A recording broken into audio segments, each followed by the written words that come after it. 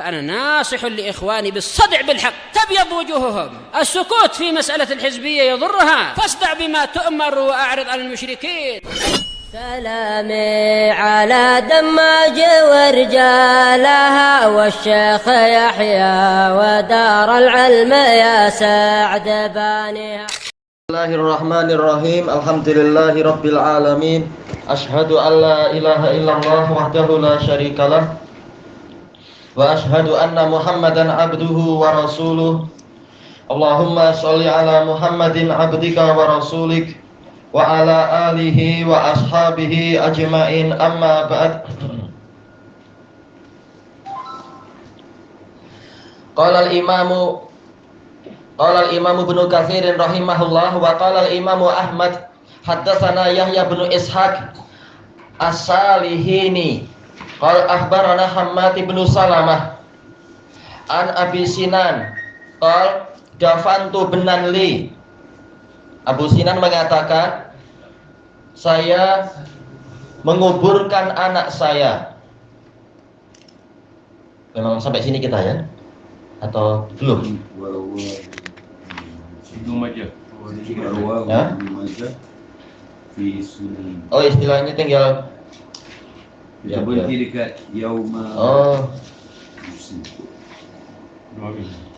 Istilahnya di atasnya sedikit. Di atas. Oh, itu ya. Sini waqad rawaha Ismail bin Ali. Oh. Salah bagi tanda ini jam-jam. Berarti mulanya dari lafaz apa? Waqad rawaha Ismail. Isi ini. Ada isu. Coba. Yang berwarna remaja nih. Tengok dia. Oh iya, 2 hari yang lalu tertinggal pennya di dalam. Salah soalnya. Yang mana tandanya Abdul Sadir mana? Itu yang kecil. Ada. Ya Pak Usip. Dua. Karena tak bawa pen kemarin di dalam. Ya.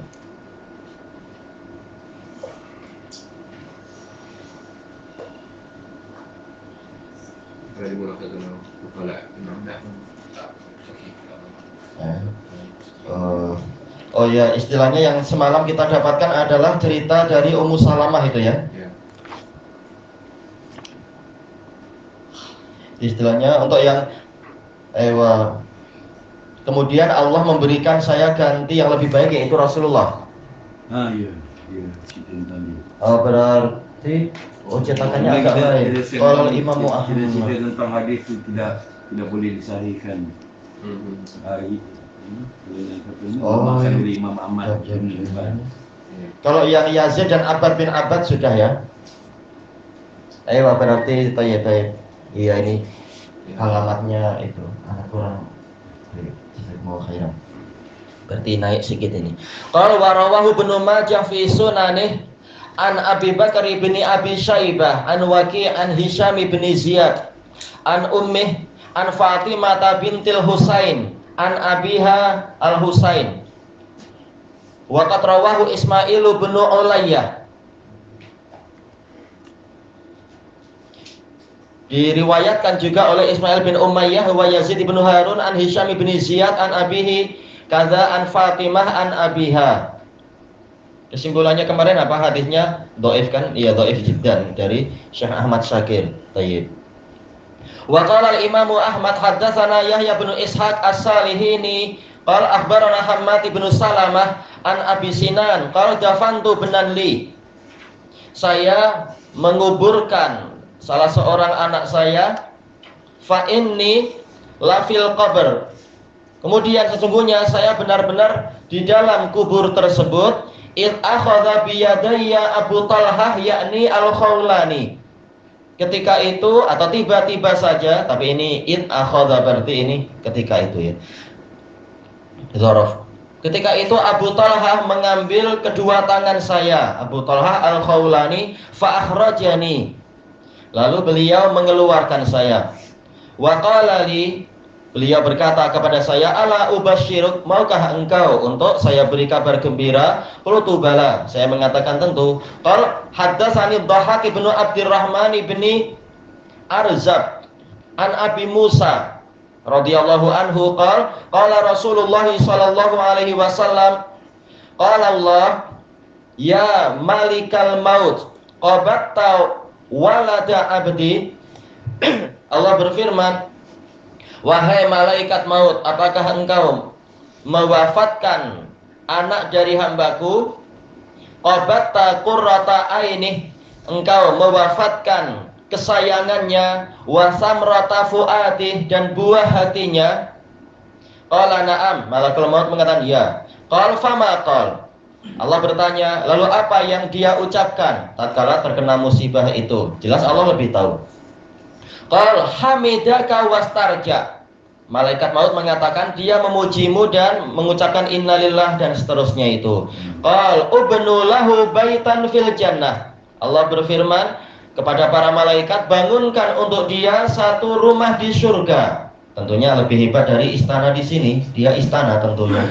Wasammuhu baital hamd, dan namai dia dengan baitul hamd, rumah pujian. Summa rawahu an Ali bin Ishaq an Abdullah bin al-Mubarak fadzakarah, menyebutkan dengan sanad yang tadi lagi. Wa hakadza rawahu Tirmidzi an Suwaid bin Nasr an Ibnu al-Mubarak bih wa qala hasanun gharib. Seringkali kalau Tirmidzi mengatakan begini, ini agak susah untuk dihasankan. Wasmu Abi Sinan Isa bin Sinan, disebutkan dalam catatan kaki, ini diriwayatkan oleh Imam Ahmad dan Tirmidzi. Abu Isa mengatakan hadza hadisun hasanun gharib. Kemudian muhakiknya mengatakan di dalam sanadnya ada Isa bin Sinan. Al-Hafidz mengatakan majhul. Berarti ini sudah suatu kelemahan. Ad-Dhahab bin Abdurrahman bin Arzab, Al-Hafidz dalam Takrib mengatakan siqah. Ad-Dhahabi dalam Al-Mizan mengatakan, Al-Ijli mengatakan tabi'iyun siqah. Al-Albani dalam Shahihah mengatakan diriwayatkan oleh As-Saqafi dalam kitab Saqafiyat dari Abdul Hakim Ibni Maisarah Al-Harisi Abi Yahya mengatakan haddatsana Sufyan an Alqamah bin Marsad an Abi Burdah an Abi Musa al-Asy'ari marfu'an. Kemudian muhakiknya mengatakan di dalam sanadnya ada Abdul Hakim Ibnu Maisarah Al-Harisi. Daruqutni mengatakan dhaif, tetapi dia boleh untuk penguat. Tadi sanadnya yang mana yang Abdul Hakim? Abdul Hakim sampai ke Abu Burdah. Kenapa? Karena Abu Sinan dari untuk Abu Sinan dari Abi Musa juga diriwayatkan oleh Ibnu Hibban dari jalur Abu Sinan sebagaimana dalam riwayat Ahmad dan Tirmidzi. Al-Albani dalam Shahihah mengatakan hadis ini dengan kumpulan jalur-jalurnya minimalnya adalah hasan. Dengan penguat macam tadi mungkin dihasankan.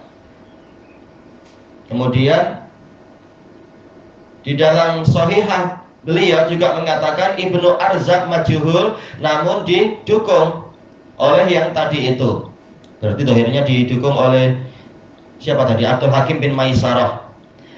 Asy-Syaikh Muqbil bin Hadi dalam taklif beliau terhadap tafsir Ibnu Katsir mengikuti pendapat ini. Mengatakan tidak disikohkan kecuali oleh Ibnu Hibban dan Al-Ijli. Dan yang benar adalah yang dikatakan oleh Ibnu Hajar dan Az-Zahabi. Alam ini masih kalam Syekh Muqbil atau bukan. Tapi kesimpulannya adalah hasan li ghairi. Tentang apa? Masalah Baitul Hamd, rumah pujian untuk orang yang ketika terkena musibah mengatakan alhamdulillah, innalillah dan seterusnya itu. Tamam insyaallah. Baik. Dari hadis Abi Musa al-Asy'ari.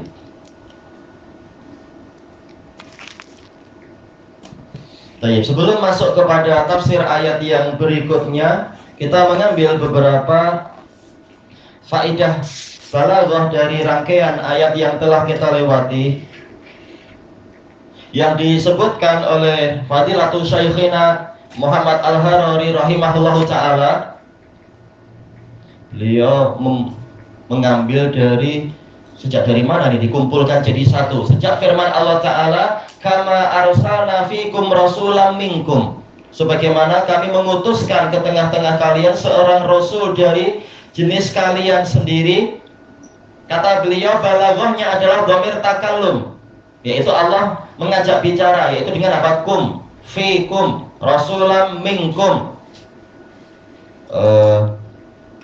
Takallum takallum berarti mutakalim, berarti yang berbicara, yaitu kami ya. Arsalna, yaitu kami. Ini menunjukkan sebagai pola pengagungan.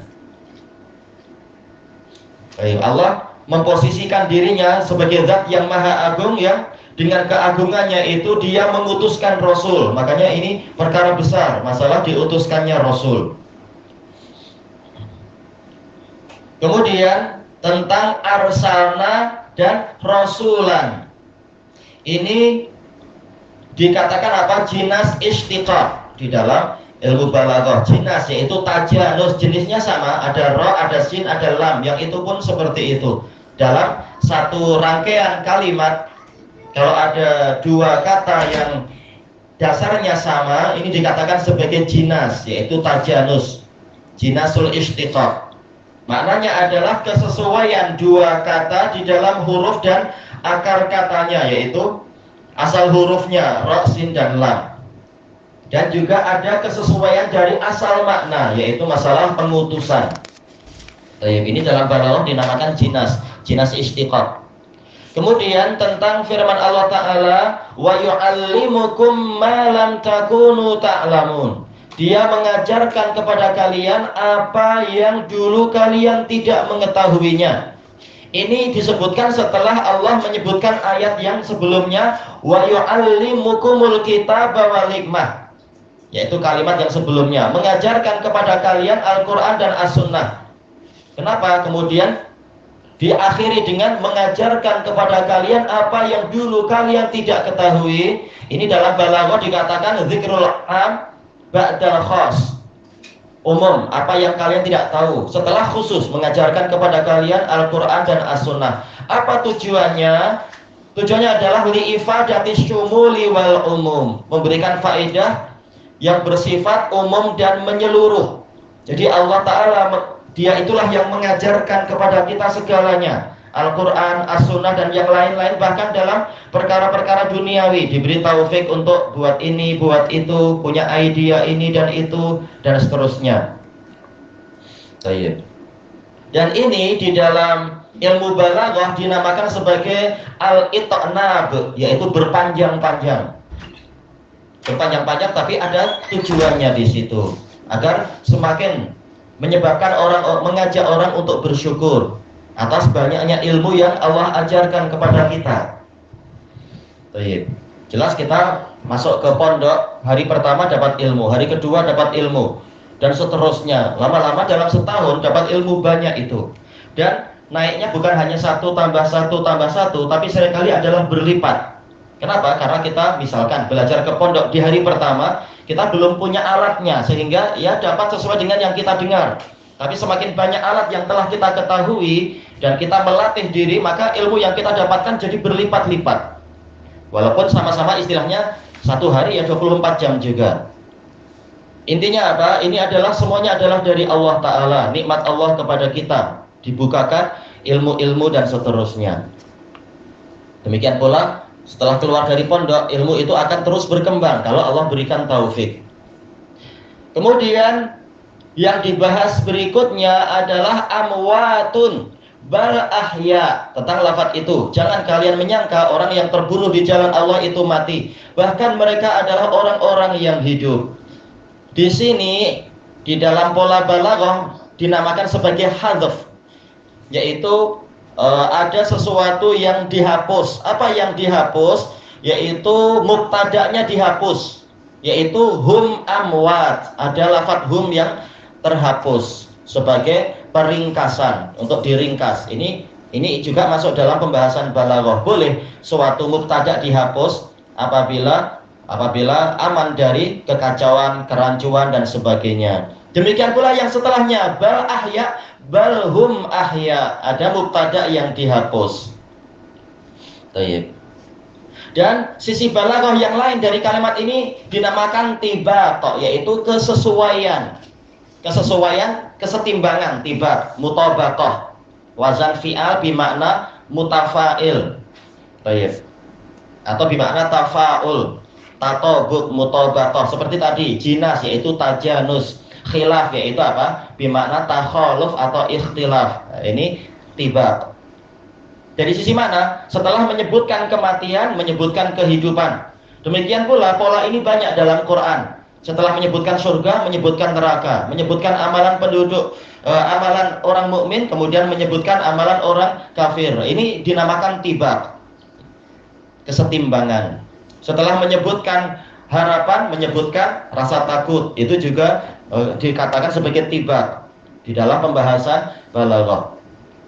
Kemudian tentang firman Allah Ta'ala, walanabluwannakum bisyai', dan demi kebesaran kami pastilah kami akan menguji, mencoba kalian dengan sesuatu atau dengan sedikit.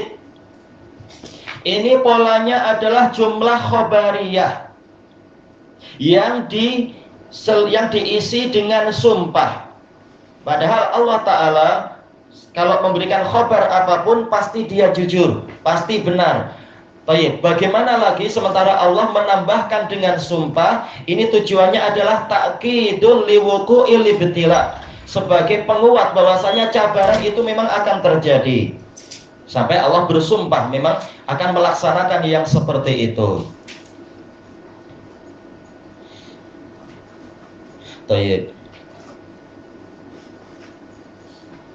Dan tujuannya adalah untuk menegaskan kepada umat manusia bahwasanya segala cobaan dan cabaran dan balaya apa? Yaitu bala bencana dan sebagainya, sama aja ya. Itu adalah dari Allah, sehingga kita sadar memang ini dari Allah. Jangan mencaci maki malah petaka tersebut. Tapi kita sikapi dengan sabar dan seterusnya. Baik, makanya setelah kita tahu ini dari Allah, Allah sampai bersumpah itu dari kami. Karena Allah menisbatkan fi'il tadi itu kepada dhamir mutakalim, yaitu kami. Benar-benar kami akan mencabar kalian. Kalau sudah tahu ini dari Allah, memang sesuailah kalimat setelahnya, inna lillah, sesungguhnya kami milik Allah, dan seterusnya. Ini kesesuaian antara lafaz sebelumnya dan lafaz setelahnya. Kemudian bisyai' di sini baknya adalah lil ilsaq, yaitu seakan-akan apa? Menempelkan syai' tadi kepada bala. Tayyib.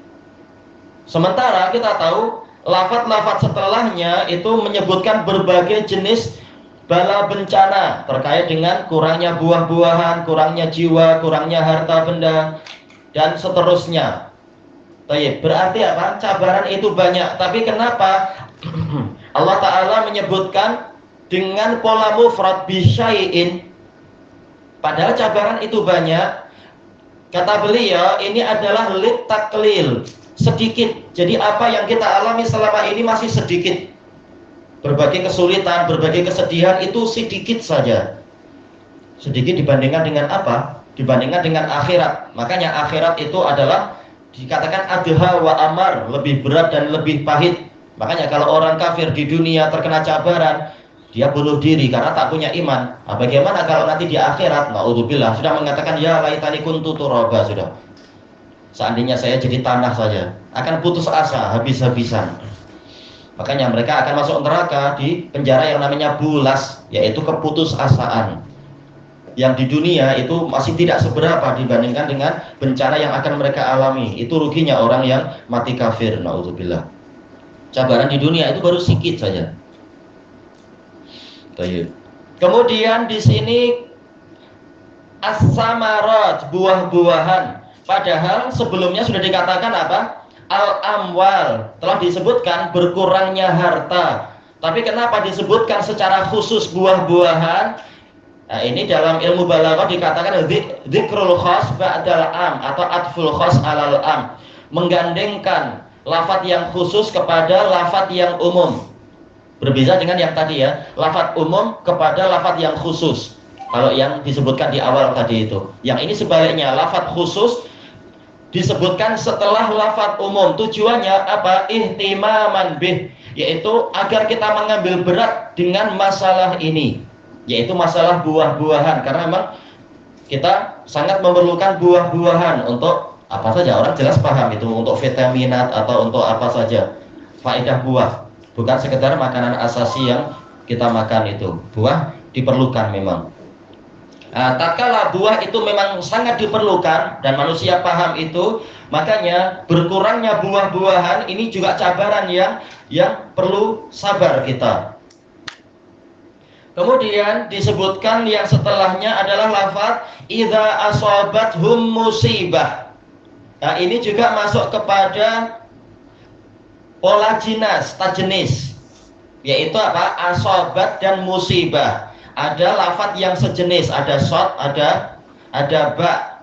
Sebenarnya apa itu? Shad, alif dan ba kan? Asaba, musibah, alifnya berubah jadi ya. Baik, ini dikatakan yaitu apa? Tajnis, jinas sama aja. Baik, hanya saja bukan dikatakan apa? Bukan seperti tadi jinas istiqaq, tetapi dikatakan jinas mughayir. Ada suatu perbedaan. Dari sisi mana? Asoba itu sifatnya adalah fi'il, musibah itu isim. Nah, makanya perbedaannya di situ. Walaupun yang atas sebenarnya tadi juga istiqaqnya sama aja kan. Arsala itu juga fi'il, rasul isim. Tapi dibedakan oleh beliau di sini. Dan pola yang seperti ini banyak dalam Al-Qur'an.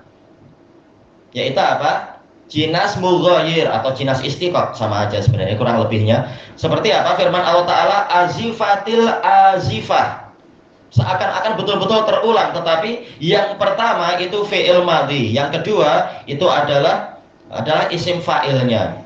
Demikian pula idza waqa'atil waqi'ah, fi'il kemudian disusul dengan isim fa'il yang intinya sama. Ini jinas, hurufnya sama, wawu, qaf dan ain. Baik. Dan di sini dari sisi balaghah yang lain adalah menisbatkan perbuatan kepada sesuatu yang selain Allah. Boleh, asalkan kita tahu tetap itu datangnya dari Allah. Idza asabathum musibah. Fa'ilnya apa? Musibah. Musibah menimpa mereka. Padahal kita tahu awal pembahasannya yang berbuat adalah Allah. Nabluwannakum bisyai'. Menunjukkan apa? Boleh menisbatkan suatu fi'il kepada yang selain Allah. Yang penting kita tahu ini semua adalah dengan kehendak Allah. Itu boleh. Bukan karena musibah itu bergerak sendiri dan mengatur alam semesta dan seterusnya. Makanya nanti setelah itu, walaupun mereka menisbatkan itu kepada yang selain Allah, tapi mereka tahu ini dari Allah. Makanya nanti dikembalikan lagi kepada tauhid. Inna lillahi wa inna ilaihi raji'un. Menunjukkan kita yakin itu dari Allah, tapi boleh menisbatkan sesuatu kepada penyebabnya. Dan penyebab jelas selain Allah. Allah musabbib. Sebab itu takdir dari Allah. Seperti apa? Kenapa dia masuk hospital? Dilanggar kereta. Jelas semuanya dari Allah. Tapi penyebabnya apa? Ada kereta yang mencium dia dan sebagainya itu. Boleh dinisbatkan ke situ. Kemudian kita habiskan sekalian di sini untuk ayat alaihim sholawatum mir rabbihim wa rahmah. Mereka akan mendapatkan sholawat dari Rabb mereka dan rahmat dari Rabb mereka. Tanwinnya di sini sholawatun dan rahmatun. At-tanwin lit tafkhim, yaitu menunjukkan besarnya apa yang akan mereka dapatkan sebagai hasil dari kesabaran itu. Dibuat tanwin, yaitu apa? Nakirah. Seperti kata para ulama, at-tankir lit tafkhim wa ta'zim. Dibuat pola nakirah itu untuk membesarkan apa yang disebutkan. Betul-betul sholawatnya bukan sholawat sederhana, dia dipuji oleh raja, bukan. Bahkan dipuji oleh penguasa alam semesta, raja yang maha raja itu. Dan juga rahmat, kasih sayangnya bukan hanya didapatkan dari sultan atau dari EJK mana, bukan. Tapi bahkan rahmatnya itu dari penguasa alam semesta. Sementara hadiah itu sesuai dengan kadar kedermawanan si pemberi. Kalau EJK paling kasih kita duit berapa? Mungkin 25 atau 50 atau 100. Sultan mungkin berapa? Tapi penguasa alam semesta kalau sudah memberi, memang dia maha dermawan, maka jangan ragu akan pemberian dia, pasti banyak sekali. Kemudian kenapa untuk rahmat tidak dijamak? Bukan rahmat, sementara sholawat dijamak di sini. Kata beliau, untuk sholawat dibuat pola jamak untuk menunjukkan bahwasanya ini bukan sholat, bahasa kita sholawat ya sudah langsung jamak sih ya, untuk memisahkan antara sholawat dengan sholat. Ini bukan sholawat yang mutlak, yaitu sekedar ya sudah dapat sholawat, bukan. Tapi maknanya adalah sholawat setelah sholawat. Jadi dia akan sering disebut-sebut oleh Allah Ta'ala, bukan hanya satu kali saja. Baik. Dan sholawatnya disifati naatnya itu dengan berupa sibul jumlah mir rabbihim jar majrur, untuk menunjukkan bahwasanya minnya min ibtida, bukan min taba'id. Minnya ibtida, memang datangnya adalah dari Allah, bukan dari para makhluk. Ini datang dari Allah Ta'ala. Walaupun kata beliau ada kemungkinan lain, tapi kemungkinannya tidak sekuat yang pertama. Minnya adalah taba'idiyah, tapi yang pertama yang terkuat. Sholawatnya memang datang dari Allah Ta'ala. Tapi kalau pakai pola yang kedua, yaitu taba'idiyah, maksudnya bagaimana? Yaitu sholawatun min sholawati rabbihim, mendapatkan sebagian sholawat dari sholawat-sholawat Rabb mereka. Jelas sholawat Allah untuk Nabi lebih banyak daripada sholawat Allah untuk orang-orang macam kita. Jelas dari sisi ini memang cuma sebagian saja. Tapi pendapat pertama tetap lebih kuat, karena ayat ini polanya adalah pola at-tasjih, yaitu penyemangatan. Jelas penyemangatan itu lebih sesuai apabila apa? Apabila min rabbihimnya itu min ibtida, memang itu dari Allah, sholawat yang banyak. Walaupun ketika diteliti, sebanyak-banyaknya sholawat untuk kita tak mungkin lebih banyak daripada atau sebanyak sholawat untuk para nabi, itu tak mungkin. Tetapi jelas makna yang pertama yang lebih kuat, karena polanya adalah sedang memberikan kabar gembira, bukan sedang menyedikitkan sholawat, bukan. Kemudian kenapa dikhususkan dengan mir rabbihim, tidak mengatakan minallah? Padahal ma'ruf yang namanya cabaran itu dari Allah, pahala dari Allah. Kenapa yang diutamakan di sini?